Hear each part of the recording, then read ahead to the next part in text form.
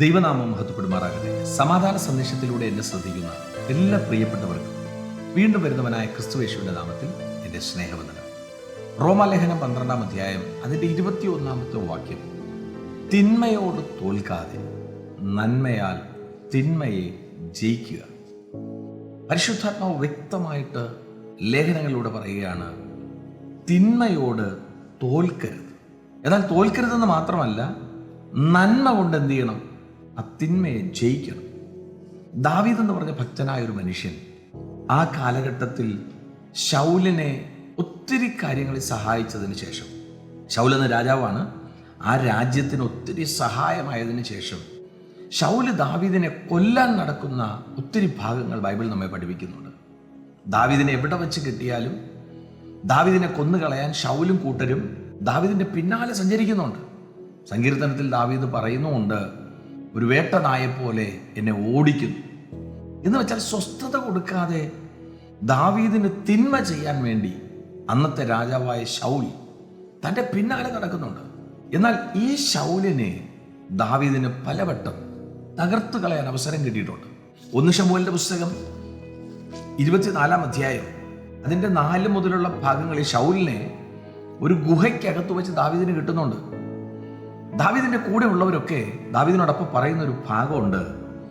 ദാവീദിന്റെ ആളുകൾ അവനോട്, ഞാൻ നിന്റെ ശത്രുവിനെ നിന്റെ കയ്യിൽ ഏൽപ്പിക്കും, നിനക്ക് ബോധിച്ചതുപോലെ അവനോട് ചെയ്യുക എന്ന് യഹോവ നിന്നോട് അരുൾ ചെയ്ത ദിവസം ഇതാ എന്ന് പറഞ്ഞു.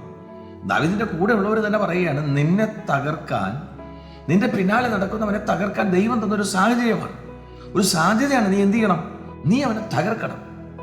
എന്നാൽ ആ ഭാഗത്ത് ദാവീദ് അവിടെ ശൗലിന്റെ വസ്ത്രത്തിന്റെ ഒരു ഭാഗം മുറിച്ചെടുത്ത് ശൗലിനെ ഒന്നും ചെയ്യാതെ ദാവീദ് അവിടെ നിന്ന് മടങ്ങുകയാണ്. എന്നാൽ ശൗലിനോട് ഈ വിവരം ദാവീദ് പറയുന്നുണ്ട്, എനിക്ക് നിന്നെ കൊല്ലാമായിരുന്നു, പക്ഷെ നിന്റെ വസ്ത്രത്തിന്റെ ഒരു ഭാഗം ഞാൻ മുറിച്ചെടുത്തു എന്ന് ശൗലിനോട് ദാവീദ് പറയുമ്പോൾ ശൗൽ ദാവീദിനോട് പറയുകയാണ്, എൻ്റെ മകനെ ദാവീദേ, ഇത് നിന്റെ ശബ്ദമോ എന്ന് ചോദിച്ചു പൊട്ടിക്കരഞ്ഞു. പിന്നെ അവൻ ദാവീദിനോട് പറഞ്ഞത്, നീ എന്നെക്കാൾ നീതിമാൻ, ഞാൻ നിനക്ക് തിന്മ ചെയ്തിരിക്കുന്നു, നീ എനിക്ക് നന്മ പകരം ചെയ്തിരിക്കുന്നു. ആ ശൗല് തന്നെ ദാവീദിനോട് പറയുകയാണ് തൊട്ട് താഴോട്ട്, നീ രാജാവാകും, നീ ഉന്നതനാകും. പ്രിയരെ, ഒന്ന് നോക്കിയേ, ദാവീദിനെ കൊല്ലാൻ നടന്നപ്പോൾ, തകർക്കാൻ നടന്നപ്പോൾ, തനിക്ക് തിന്മ ചെയ്യാൻ നടന്നപ്പോൾ ദാവീദിന് വേണമെങ്കിൽ പകരം എന്ത് ചെയ്യാം? ശൗലിനെ തകർക്കാം.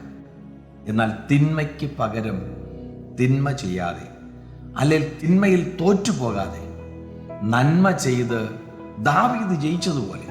ഒന്നുകൂടെ അവിടെ പറയാനുണ്ട്, ആരാണോ തനിക്ക് തിന്മ ചെയ്തത് ആ വ്യക്തി തന്നെ അവിടെ പറയുകയാണ്, ദാവീദേ, നീ എനിക്ക് നന്മയല്ലേ ചെയ്തത്.